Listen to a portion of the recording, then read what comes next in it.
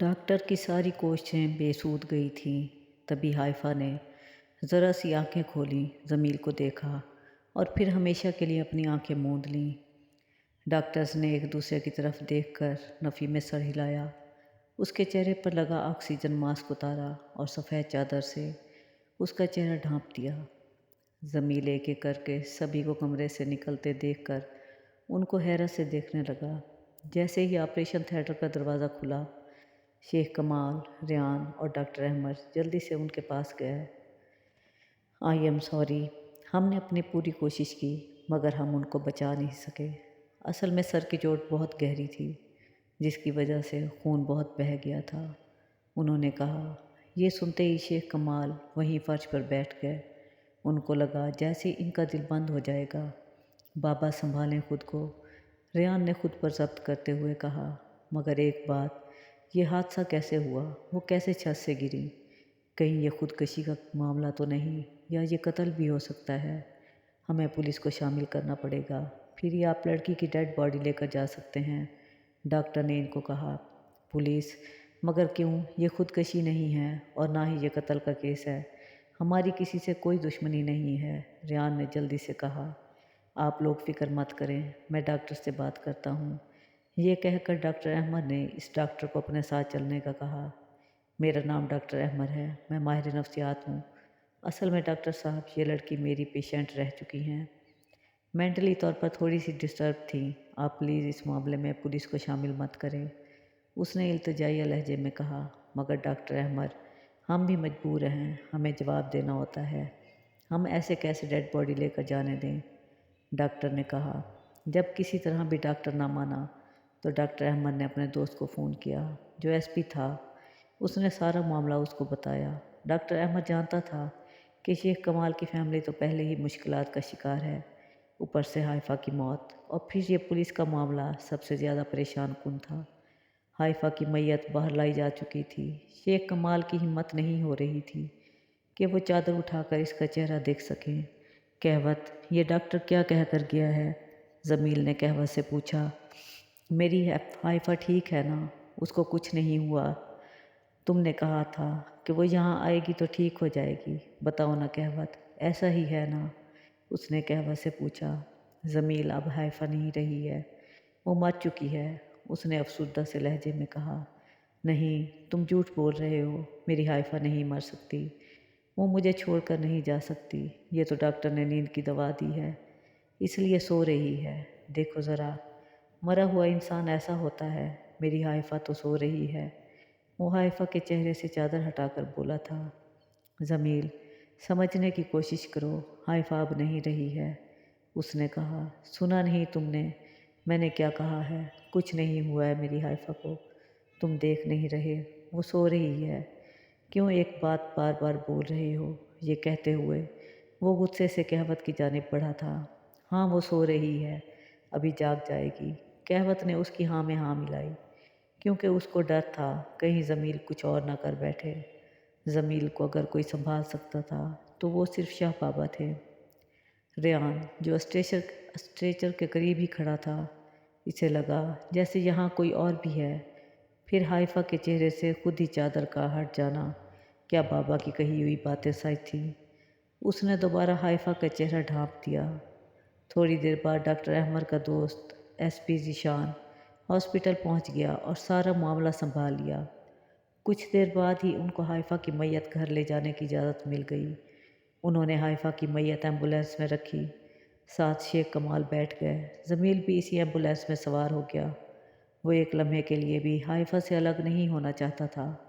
کہوت اس کو اکیلا چھوڑ کر شاہ بابا کے پاس چلا گیا۔ ایمبولینس حائفہ کی میت کو لے کر اس کے گھر روانہ ہو گئی۔ حائفہ کو ہاسپٹل لے کر جانے کے بعد زبیدہ بیگم اور آشو جائے نماز بچھائے مسلسل اس کی زندگی کے لیے دعائیں کر رہی تھیں۔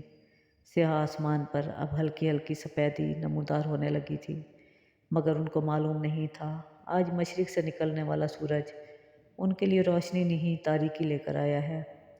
مولوی قیوم کو عجیب سی بے چینی نے گھیرا ہوا تھا، وہ ساری رات سو نہیں سکے تھے۔ تہجد کی نماز پڑھ کر ایک لمحے کو جو ان کی آنکھ لگی تو انہوں نے بہت برا خواب دیکھا۔ उनके ख्वाब अक्सर सच्चे होते थे। ये सोचकर उन्होंने डॉक्टर अहमद को फ़ोन किया। हालांकि वो जानते थे ये कोई मुनासिब वक्त नहीं है, मगर उनके दिल को बेचैनी थी। मौलवी साहब खैरियत, इस वक्त फ़ोन कर रहे हैं? डॉक्टर अहमद ने इनके सलाम का जवाब देते हुए पूछा। जी बेटा अहमद, सब ठीक है।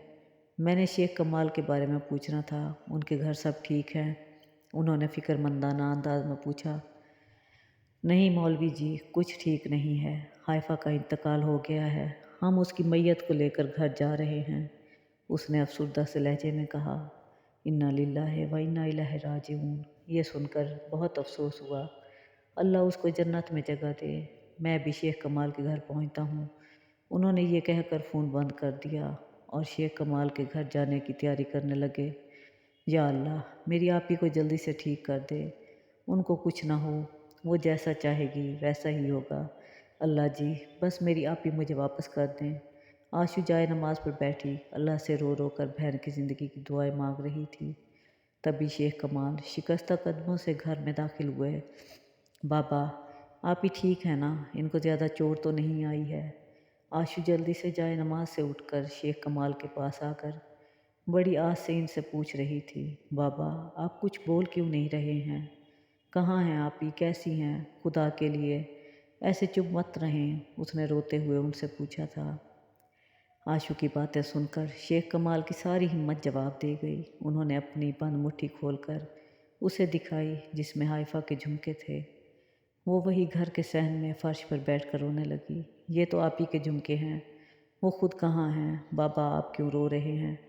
बताएं मुझे, आप मुझे बता क्यों नहीं रहे हैं? आशू ने कहा। तभी रेहान अहमद और हॉस्पिटल के दो मुलाजिम स्ट्रेचर पर रखी हाइफा की मैयत को लेकर घर में दाखिल हुए। रेहान भाई, ये कौन है? ये किसको लेकर आए हैं? उसने रेहान का रास्ता रोक कर पूछा। तभी जुबैदा बेगम ने आशू को एक तरफ किया। वो जुबैदा बेगम से हाथ छुड़ाकर कमरे में भागी, जहाँ बेड पर अब हाइफा की मैयत रख रहे थे। रेहान भाई, ये सब क्या है? बाबा भी कुछ नहीं बोल रहे। उसने भाई का कंधा हिलाकर पूछा। आशू, तुम्हारी बहन हाइफा नहीं रही है? उन्होंने रोते हुए इसका सर अपने सीने पर रखते हुए कहा। नहीं नहीं, ऐसा नहीं हो सकता, ये मेरी आपी नहीं है। आप झूठ बोल रहे हैं। वो मुझे ऐसे कैसे छोड़कर जा सकती हैं? उसने उनका हाथ परे करते हुए कहा और हाइफा के चेहरे से चादर उठाकर देखी। अम्मी देखें, ये मेरी आपी नहीं है ना। ये लोग पता नहीं किसको उठा कर ले आए। ये मेरी आपी नहीं हो सकती। उसने कमरे के दरवाजे में खड़ी जुबैदा बेगम का हाथ पकड़ा और उनको हाइफा के बेड के पास लाकर बोली। आशू, मेरी जान, संभालो खुद को। हमारी हाइफा अब अल्लाह के पास चली गई है। उन्होंने कहा। नहीं नहीं, ऐसा कैसे हो सकता है? मेरी आपी कितनी खुश थी, वो ऐसे अचानक कैसे मुझे अकेला छोड़कर जा सकती हैं? मैं इनको जाने नहीं दूंगी। उसने कहा।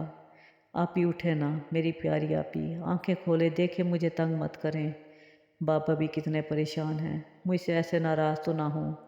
वो दीवानों की तरह हाइफा की मैयत के पास जाकर बोली थी। अब वो हाइफा की मैयत के साथ लिपट कर धाड़े मार मार कर रो रही थी। आप ही मेरी बात सुने, उठ जाए ना। और एक बार बार एक ही बात दोहरा रही थी। तभी कमरे में ऐसा लगा जैसे जलजला आ गया हो। कमरे की खिड़कियाँ और दरवाजे ज़ोर ज़ोर से बजने लगे थे। देखते ही देखते सारा कमरा धुएं से भर गया। ऐसा सिर्फ चंद लम्हों के लिए हुआ था। जैसे ही कमरे में से धुएं के बादल छटे, कमरे में मौजूद हर शख्स ये मंजर देखकर हैरान होने के साथ साथ परेशान हो गया। हाइफा की मैयत जिस बेड पर रखी थी, अब वहाँ कुछ नहीं था। हाइफा की मैयत गायब हो चुकी थी। जमील ने हाइफा के घर वालों को रोता देखा तो समझ चुका था कि हाइफा अब नहीं रही, मगर इसका दिल ये बात मानने से इनकारी था। इससे पहले हाइफा के घर वाले फिर हाइफा को इससे छीन लेते, ये सोचते हुए वो हाइफा की मैयत को अपने साथ ले गया। वादी में एक खूबसूरत सुबह का आगाज़ हुआ था। पहाड़ों पर फैली सूरज की सुनहरी किरणें अपना अलग ही रूप दिखा रही थीं। जब जमील अपने हाथों में हाइफा को उठाए वादी में उतरा था, वो हाइफा को लेकर नदी के किनारे बैठ गया। उसने हाइफा के मुर्दा वजूद को अपनी बाहों के हिसार में यूं ले रखा था कि हाइफा का सर उसके सीने पर था। उसके हाथों को अपने हाथों में थाम रखा था। جیسے ایک بچہ بہت پیار سے اپنے سب سے پسندیدہ کھلونے کو خود سے جدا نہیں ہونے دیتا، بالکل ایسے ہی ضمیل بھی اس کو خود میں سمیٹ کر بیٹھا تھا اور بار بار اس کے سر کو چوم رہا تھا جس پر اس نے اپنی ٹھوڑی رکھی تھی۔ کتنے ہی آنسو اس کی آنکھوں سے بہہ کر حائفہ کے بالوں میں جذب ہو رہے تھے۔ کب تک ایسے خاموش رہو گی؟ دیکھو میں نے اپنا وعدہ پورا کر دیا۔ تم کو یہ جگہ بہت پسند ہے نا؟ میں تم کو یہاں لے آیا ہوں، پھر بھی تم اپنی آنکھیں نہیں کھول رہی ہو۔ ایسے کوئی کسی سے ناراض ہوتا ہے؟ دیکھو تمہارا ضمیر کتنا پریشان ہے، اب اسے مت ستاؤ، اٹھ جاؤ۔ اس نے حائفہ کے چہرے سے بال پیچھے کرتے ہوئے بہت محبت سے یہ بولا تھا۔ مجھے معلوم ہے تم مجھ سے ناراض ہو، میں تم کو چھوڑ کے جا رہا تھا، مگر اب پکا وعدہ، میں کہیں نہیں جاؤں گا۔ اٹھ کر دیکھو تمہارے بنا تمہارے ضمیر کی کیا حالت ہے۔ تم مجھ سے بہت محبت کرتی ہو نا، پھر بتاؤ ایسا کیوں کر رہی ہو؟ وہ اس کی منت کرتے ہوئے بولا۔ حائفہ بس بہت ہو گیا، کب سے بولے جا رہا ہوں اٹھ جاؤ، کیوں نہیں اٹھ جاتی؟ کیوں نہیں میری بات مان رہی ہو؟ کیوں ناراض ہو کر مجھے سزا دے رہی ہو؟ وہ دیوانوں کی طرح اسے پکار رہا تھا۔ کہوت جو شاہ بابا کو سب بتانے آیا تھا، اس کو پہلے سے ہی سب کچھ معلوم ہو چکا تھا۔ آج کل شاہ بابا بھی وادی میں رہ رہے تھے جب ان کے ایک شاگرد نے بتایا کہ ضمیل کسی لڑکی کو وادی میں لے کر آیا ہے اور وہ ندی کنارے بیٹھا ہے۔ یہ سنتے ہی وہ کہوت اور ضمیل کے بابا کے ساتھ ندی کی طرف چل پڑے۔ حائفہ اگر اب تم نہ اٹھی تو دیکھنا میں ہمیشہ کے لیے یہاں سے چلا جاؤں گا، پھر مجھے آوازیں دیتی رہنا، میں نہیں آؤں گا۔ اب وہ بچوں کی طرح روٹھ رہا تھا اور خود سے ہی باتیں کر رہا تھا۔ وہ سب اس کو دیکھ کر اسے تھوڑے فاصلے پر رک گئے تھے۔ ان میں سے کسی میں ہمت نہیں تھی کہ وہ ضمیل سے بات کرے۔ تبھی شاہ بابا چند قدم آگے بڑھے اور اس کے کندھے پر ہاتھ رکھ کر اس کا نام پکارا۔ شاہ بابا اچھا ہوا آپ آ گئے، آپ ہی اس کو کہہ دیں یہ اٹھ جائے، میں تو کہہ کر تھک گیا ہوں، میری بات نہیں مان رہی۔ اس نے نم آنکھوں سے ان کی طرف التجائیہ انداز میں کہا، میں بھی ایک بار اس سے روٹھ گیا تھا، یہ مجھ سے اسی بات کا بدلہ لے رہی ہے۔ مت کرو حائفہ میرے ساتھ ایسا، تمہارا ضمیر مر جائے گا۔ اس نے کہا، اٹھ جاؤ نا حائفہ، بہت سو لیا، مجھے مت ستاؤ۔ وہ اب غصے سے بولا تھا، ضمیل بیٹا دیکھو وہ اب کسی بات کا جواب نہیں دے گی، اللہ کی امانت تھی، اس نے واپس لے لی۔ شاباش چلو اس کو واپس اس کے گھر لے کر چلتے ہیں، پھر اس کو اس کی آخری آرام گاہ تک بھی پہنچانا ہے۔ کہوت آؤ حائفہ کو اٹھاؤ۔ انہوں نے کہوت کو پاس آنے کا اشارہ کیا۔ نہیں میں اس کو کہیں نہیں لے کر جانے دوں گا، اس کو کچھ نہیں ہوا، یہ ٹھیک ہے، یہ سو رہی ہے۔ شاہ بابا آپ سمجھ کیوں نہیں رہے ہیں؟ اس نے حائفہ کو مزید خود میں سمیٹتے ہوئے کہا، میرا بچہ ضمیل کیا ہو گیا ہے؟ وہ اب نہیں رہی ہے، تم ایسا کر کے اس کی روح کو تکلیف دے رہے ہو۔ ہم اس کو یہاں نہیں رکھ سکتے بیٹا، یہ خاک زادی ہے اور اس کو سکون بھی خاک میں ہی ملے گا، یہ ہم جیسی نہیں ہے۔ تم نے دیکھا ہے نا انسان جب مرتا ہے تو اس کو یہ لوگ غسل دیتے ہیں، کفن پہناتے ہیں، اس کا جنازہ پڑھا جاتا ہے، پھر اسے من و مٹی تلے دفنا دیتے ہیں۔ یہی میرے اللہ کا حکم ہے، ہم اس کو یہاں نہیں رکھ سکتے ہیں، یہ مرنے والے کی بے حرمتی ہوگی، اس کی روح بے چین رہے گی۔ اور تم کیا چاہتے ہو تمہاری حائفہ تکلیف میں رہے؟ انہوں نے کہا، جس پر اس نے نفی میں سر ہلایا تھا۔ شاہ بابا اس کو یہ جگہ بہت پسند تھی، میں یہیں اس کو دفنا دوں گا، مگر اب اسے خود سے جدا نہیں کروں گا۔ اس نے ضدی لہجے میں کہا، نہیں ضمیل بیٹا، ایسا ممکن نہیں ہے۔ ابھی میں نے کیا کہا ہے، ان کا طریقہ کار ہم سے الگ ہے، تم ایسا کر کے حائفہ کو تکلیف دے رہے ہو۔ اس کے اپنے گھر والے اس کو اپنے ہاتھوں سے قبر میں اتاریں گے تو اس کی روح خوش ہوگی۔ میرا بچہ سمجھنے کی کوشش کر، وہ اب نہیں رہی ہے، اس حقیقت کو قبول کر اور چل میرا بیٹا، اس کو اس کی دنیا میں چھوڑ کر آتے ہیں۔ تم کو اس سے محبت ہے نا، تو اس محبت کی خاطر اس کو خود اپنے ہاتھوں سے دفنا کرا، شاید تجھے صبر آ جائے۔ انہوں نے کہا، وہ زندہ تھی تب بھی اسے مجھ سے دور کر دیا، اب وہ نہیں رہی تب بھی میں اسے اپنے پاس نہیں رکھ سکتا۔ یہ کیسا انصاف ہے، یہ کیسا قانون ہے؟ شاہ بابا وہ حائفہ گلے لگائے دھاڑے مار مار کر رو رہا تھا۔ اس کے ارد گرد سارے قبیلے والے جمع تھے۔ سبھی جمیل کی یہ حالت دیکھی نہیں جا رہی تھی۔ شاہ بابا کو وہ اپنے بیٹوں کی طرح عزیز تھا۔ وہ اس کے پاس بیٹھ گئے اور اس کے کندھے پر ہاتھ رکھ کر اس کو تسلی دینے لگے۔ چلے حائفہ کو اس کی آخری آرام گاہ تک بھی لے کر جانا ہے۔ اس نے اپنے چہرے پر بہتے ہوئے آنسو صاف کیے اور خود کو سنبھالتے ہوئے کہا، مجھے تم سے یہی امید تھی جمیل، ہم سب تمہارے ساتھ جائیں گے۔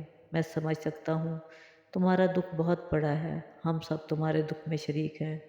شاہ بابا نے کہا۔ یہ بات سنتے ہی جمیل نے حائفہ کو اپنے بازوؤں میں اٹھایا اور اسے لے کر وادی سے نکل گیا۔ اس کے پیچھے ہی شاہ بابا، کہوت اور جمیل کے والد بھی اس کے پیچھے چلے گئے۔ شیخ کمال تو پہلے ہی بیٹی کے دکھ سے نڈھال تھے، اوپر سے اس کی میت بھی جمیل لے گیا۔ وہ سب پریشان تھے کہ یہ کیا ہوا ہے، جمیل ان کی بیٹی کی میت کو کہاں لے گیا ہے۔ اتنی دیر میں ان کے گھر کے دروازے کے اندر مولوی قیوم داخل ہوئے۔ احمد جلدی سے مولوی قیوم کے پاس پہنچا، ان کو سلام کیا اور ساری بات بتائی۔ تم جائے نماز لے کر آؤ، میں دیکھتا ہوں کیا مسئلہ ہے۔ جمیل حائفہ کو کہاں لے کر گیا ہے؟ مولوی صاحب نے اس کے سلام کے جواب میں کہا۔ آئے مولوی صاحب، دیکھیں یہ کیا ہو گیا ہے۔ شیخ کمال نے ان کے گلے لگ کر روتے ہوئے کہا، صبر کریں آپ، جو اللہ کی مرضی، آج نہیں تو کل ہمیں بھی اس کے پاس واپس لوٹ جانا ہے۔ مجھے احمد نے بتایا ہے حائفہ کی میت غائب ہے۔ آپ فکر نہ کریں، حائفہ بیٹی کی میت بہت جلد واپس مل جائے گی۔ اس سے پہلے شیخ کمال ان کو کچھ بتاتے وہ خود ہی بول پڑے تھے اور پھر احمد کے ہاتھ سے جائے نماز لے کر برآمدے میں بچھا کر آنکھیں بند کی اور تسبیح پر کچھ پڑھنے لگے۔ تھوڑی دیر بعد انہوں نے آنکھیں کھولی اور احمد کو اپنے پاس آنے کا اشارہ کیا۔ احمد بیٹا، جس کمرے میں حائفہ کی میت رکھی تھی وہاں اگر کوئی ہے تو اس کو باہر بلا لو اور کمرہ بند کر دو، کچھ دیر میں حائفہ کی میت وہاں ہوگی، انہوں نے اسے سمجھاتے ہوئے کہا۔ جی ٹھیک ہے مولوی صاحب، میں شیخ صاحب کو بتاتا ہوں۔ یہ کہہ کر وہ شیخ کمال کو یہ بات بتانے چلا گیا۔ کمرے میں آشو اور زبیدہ بیگم تھی۔ ابھی حائفہ کی موت کی خبر رشتہ داروں کو نہیں دی تھی۔ کچھ دیر بعد کمرے سے سبھی لوگ باہر چلے گئے۔ تبھی جمیل نے حائفہ کو دوبارہ بیڈ پر لٹا دیا اور اپنا دیا ہوا سرخ دوپٹہ اس کو پھر سے اوڑھا دیا تھا اور خود باہر نکل آیا۔ مولوی قیوم نے جائے نماز طے کی تو گھر کے اندر داخل ہونے والے کچھ افراد کو دیکھا۔ وہ شاہ بابا تھے اور ان کے ساتھ جمیل کے والد اور کہوت۔ یہ سب انسانی روپ میں یہاں آئے تھے۔ شیخ کمال بھی ان کی طرف چلے گئے۔ وہ سفید لباس میں ایک نورانی چہرے والے بزرگ تھے۔ ان کے ساتھ سفید لباس میں ملبوس ایک درمیانی عمر کا مرد اور ایک خوبصورت نوجوان بھی تھا۔ تبھی مولوی قیوم نے آ کر ان کو سلام کیا۔